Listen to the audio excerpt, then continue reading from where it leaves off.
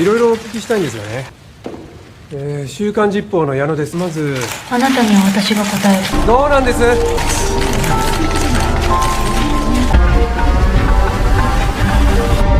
Hibiki adalah sebuah movie yang diangkat dari novel karya Yamamoto Mitsuharu. Film ini mengambil tema literatur dan genrenya adalah suspensi.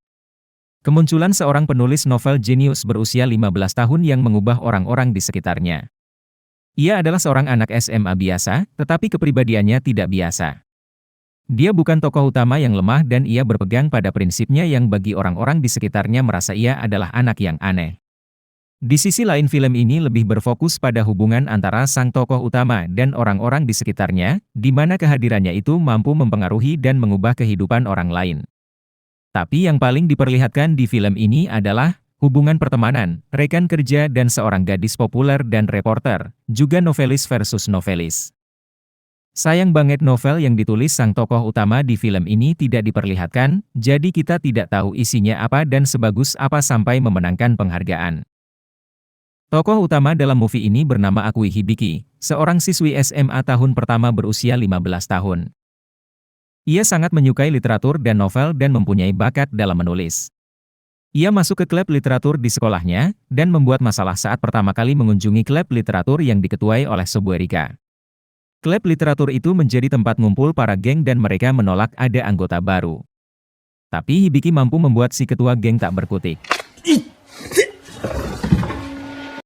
Karena sama-sama menyukai novel, Hibiki dan Rika langsung menjadi akrab dan berteman. Di sisi lain Rika menyadari bakat Hibiki saat ia melihat novel singkat yang ditulis Hibiki untuk klub. Rika adalah putri dari seorang novelis terkenal. Ia awalnya menulis hanya untuk hobi tapi melihat novel Hibiki ia berpikir untuk bisa debut. Editornya meminta Rika menggunakan nama sang ayah sebagai promosi. Novel yang ditulis Rika cukup populer. Sayangnya kontennya membosankan dan Hibiki adalah tipe yang jujur dalam memberi komentar itu. Hal itu awalnya membuat mereka bertengkar dan tidak saling menyapa. Tapi Rika kemudian menemukan kembali alasan awal kenapa ia menulis dan mencoba sekali lagi.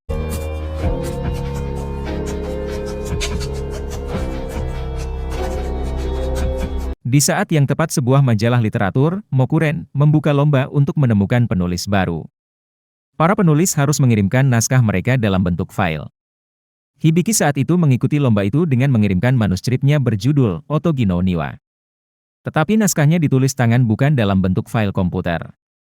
Karena tidak sesuai dengan ketentuan, naskah Otogi no Niwa dibuang oleh editor. Tapi salah seorang editor lain yang bernama Hanaifumi menemukan naskah itu dan penasaran, kemudian ia membacanya. Hanaifumi terkejut karena novel itu sangatlah bagus dan membuatnya merinding. Ia memutuskan untuk mengikut sertakan Otogi no Niwa dalam perlombaan meski editor satunya ragu karena kontak si penulis tidak tertera di naskah itu. Namun ia hanya menulis namanya saja Akui Hibiki. Hana yakin ia akan bisa menemukan kontak Akui Hibiki dan mulai mengetik ulang naskah novel Otogi no Niwa agar bisa ikut perlombaan. Karena Hanaifumi adalah editor Rika dan Rika adalah teman Hibiki, keduanya tak sengaja bertemu di rumah Rika dan Hanaifumi sangat senang kegirangan karena ia berhasil menemukan Akui Hibiki tak lain adalah penulis Otogi no Niwa. Tak diragukan lagi bahwa film Hibiki benar-benar sebuah film yang bagus jika kalian menyukai film-film yang serius. Dengan tokoh utama yang kuat dan tidak mudah menangis. Hibiki hampir tidak pernah tersenyum dalam film ini, dia tipe yang cool, tapi dia tetap anak berusia 15 tahun yang akan malu-malu bahagia saat bertemu dengan novelis favoritnya. Ia juga terlihat seperti anak seusianya saat ia bersama dengan teman-temannya.